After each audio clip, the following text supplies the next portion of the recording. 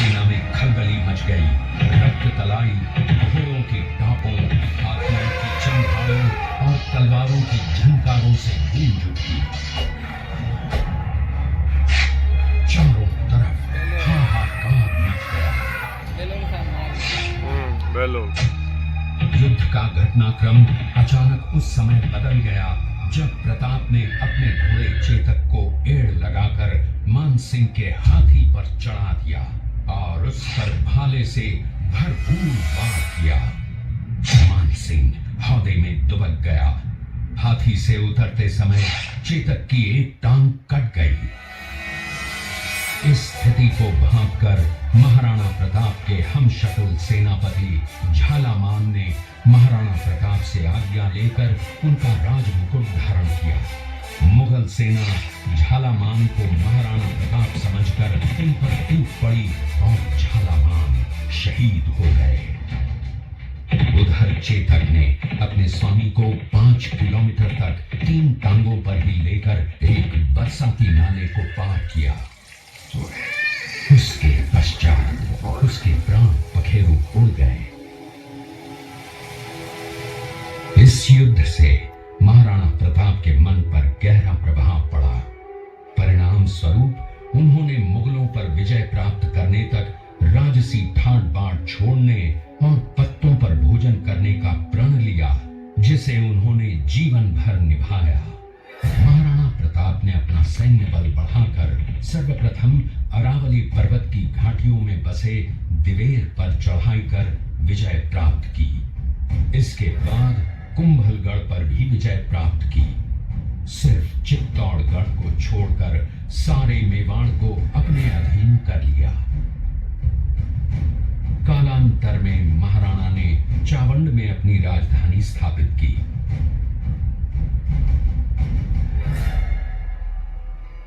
19 जनवरी 1597 को राणा प्रताप ने मात्र 57 वर्ष की आयु में इस संसार से प्रयाण, जिससे महाराणा प्रताप ने 12 वर्षों तक अपनी सेना को संगठित किया, सैन्य शक्ति को बढ़ाया और मेवाड़ श्याम मंदिर, फतेह प्रकाश महल है।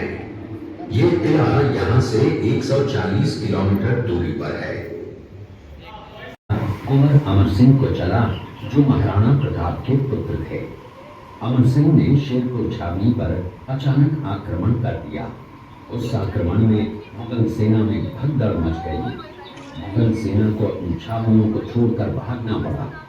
छावनी कहीं खानखाना, जिसकी बेगम आनी खान को बंदी बनाकर महाराणा प्रताप के सामने पेश किया गया। तब अमर सिंह पर महाराणा प्रताप क्रोधित हुए और कहा, जहां से इस नारी को बंदी बनाकर लाए हो, इसे पुनः ससम्मान लौटा कर आओ। महाराणा प्रताप ने कहा, हमें नारी से कोई दुश्मनी नहीं है, हमें तो देश विद्रोहियों से दुश्मनी है, जिन्होंने चारों तरफ आतंक फैलाया है। महाराणा प्रताप के आदेश का पालन करते हुए कुंवर अमर सिंह ने उस मुगल नारी को ससम्मान छावनी तक पहुंचाया। इस प्रकार महाराणा प्रताप ने अपने क्षत्रिय राजपूत धर्म का पालन किया और पराई स्त्रियों को मां, बेटी और बहन का दर्जा दिया। ये है महाराणा प्रताप का चरित्र और नैतिक उदारता का परिचय। ये देखते हुए सभी अतिथि आगे की तरफ चले। जिसने अपने पुत्र का बलिदान देकर राजवंश की रक्षा की थी, उस मां का नाम पन्नाधाय था। पन्नाधाय जाति से गुर्जर थी। वो एक राजकुमार की धाई मां थी। दूसरी तरफ हाथ में तलवार लिए खड़ा ये बनवीर सिंह एक दासी पुत्र है। ये कुंवर उदय सिंह की हत्या करके मेवाड़ की राजगद्दी प्राप्त करना चाहता था। एक रात्रि बनवीर सिंह को मौका मिला। वो राजकुमार उदय सिंह के बड़े भाई विक्रमादित्य सिंह की हत्या करके राजमहल की तरफ आगे बढ़ा। इसकी सूचना पन्नाधाय को लग गई। कुछ समय तक पन्नाधाय चिंतित हुई।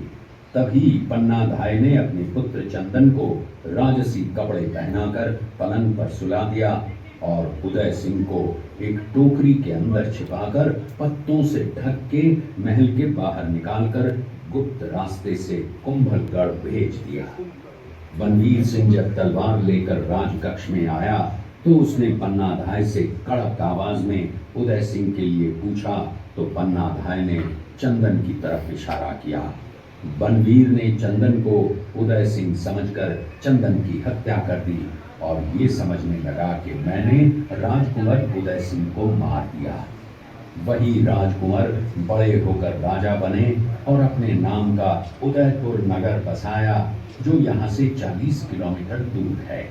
और इन्हीं के पुत्र महाराणा प्रताप हुए जिन्होंने हल्दी घाटी का युद्ध लड़ा और आज हम लोग उनका इतिहास यहाँ पर देख रहे हैं।